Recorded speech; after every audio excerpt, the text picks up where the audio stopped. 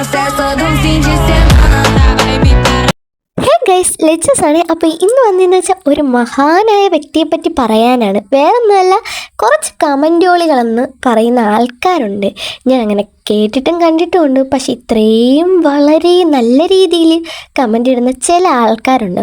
എനിക്ക് നെഗറ്റീവായിട്ട് കമൻറ്റ് വരാറുണ്ട്, ഇല്ലെന്നല്ല. പക്ഷേ ഇത്രയും മനോഹരമായ രീതിയിൽ ചില എന്താ പറയുക വാക്കുകൾ വിവരിച്ച് പറയുന്ന ആൾക്കാരുണ്ട്.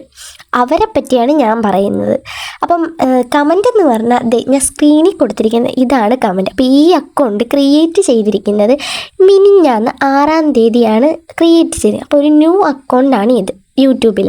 അപ്പം ഞാൻ പറയാൻ വന്നതെന്ന് വെച്ചാൽ ഈ വീഡിയോസിൻ്റെ അടിയിൽ ഇങ്ങനെ വന്ന് കമൻ്റ് ഇടുന്ന കുറേ എന്താ പറയുക, എനിക്കിതിന് പറയാൻ അറിയാൻ മേലാഞ്ഞിട്ടല്ല. അപ്പം ഈ വീഡിയോൻ്റെ അടിയിൽ ഇത്രയും എന്താ പറയുക തരം താഴ്ന്ന രീതിയിൽ കമൻ്റ് ഇടുന്ന കുറേ അവന്മാരും അവളുമാരും ഉണ്ട്.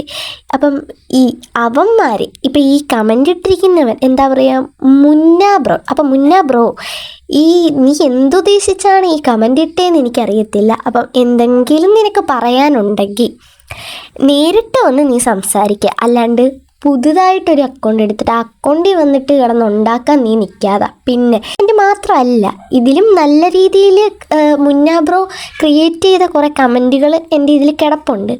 അത് ഞാൻ നിങ്ങൾക്ക് വൈകാതെ കാണിച്ചു തരാം. അങ്ങനെയുള്ള മനുഷ്യന്മാർ എങ്ങനെ, ഇവൻ്റെയൊക്കെ അമ്മയും പെണ്ണുങ്ങളും എങ്ങനെയാണ് ഇവൻ്റെയൊക്കെ മുന്നിൽ വീട്ടിൽ ജീവിക്കുന്നത് എനിക്കറിയാൻ മേലാഞ്ഞിട്ട് ചോദിക്കുമോ? ഇവൻ്റെ അമ്മയും പെങ്ങളൊക്കെ എന്ത് വിശ്വസിച്ച് ഇവൻ്റെ കൂടെ ജീവിക്കുന്നത്?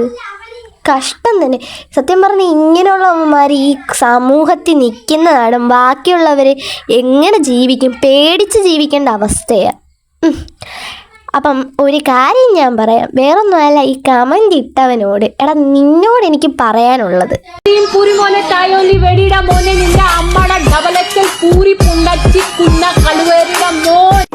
മോനെ നീ നിൽക്കും നിന്റെ കുണ്ണ ശാഖ നിന്നു പറഞ്ഞ മയ്യേ